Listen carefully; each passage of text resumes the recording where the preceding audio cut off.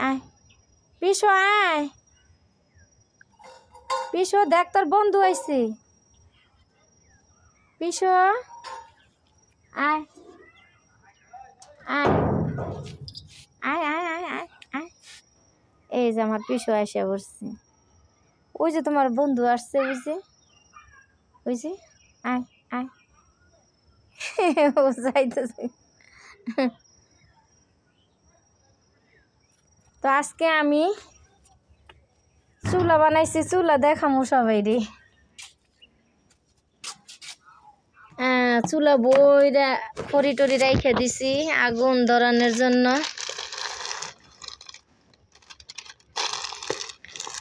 তো আমার প্রিয় ভাই বোনেরা দেখেন আমার চুলা কাটা কম হয়েছে না বেশি হয়েছে অবশ্যই কমেন্টে বলবেন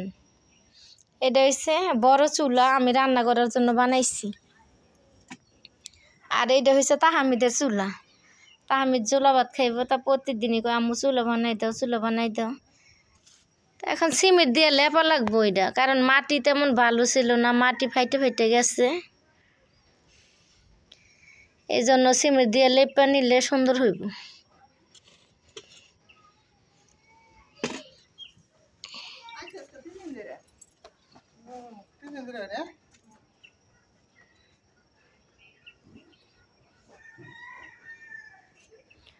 আবার এনে দাঁড়াই রইছিস কে তুই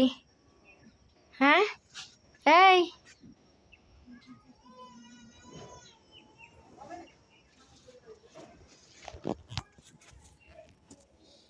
খড়ির চুলায় আজকে শাক রান্না করতে চাইছি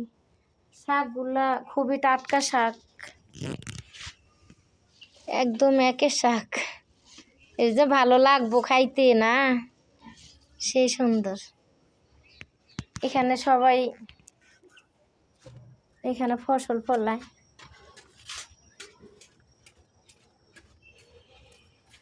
এখানে খুব সুন্দর শাক হয় শাক একদম টাটকা শাক বাজারে তো কিনতে গেলে ফোটা মোটা হয়ে থাকে আর এখানে একবার টাটকা জিনিস খাওয়া যায়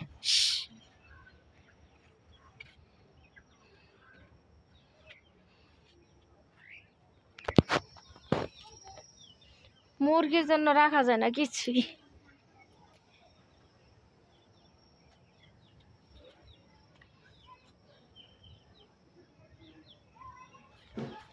মরিচ গাছটার কি অবস্থা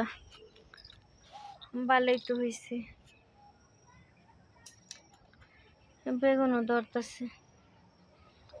বেগুন খাইছি অনেক বেগুন খাইছি আল্লাহর রহমতে অনেক বেগুন খাওয়া হয়েছে আবার এই যে প্রত্যেকটা গাছের মধ্যে বেগুন বের হয়েছে এই গাছগুলো 25 টাকা পিস কিনছিলাম এগুলা কিনেই ভালো তাড়াতাড়ি ফল পাওয়া যায় বেনের গাছ অনেকে বলে বেনের গাছ ভালো না আমি মনে করি যে বেনের গাছই ভালো বেনের থেকে গাছ কিনলে খুব দ্রুত ফল পাওয়া যায় কিন্তু একটু যত্ন নেওয়া লাগে যত্ন ছাড়া হয় না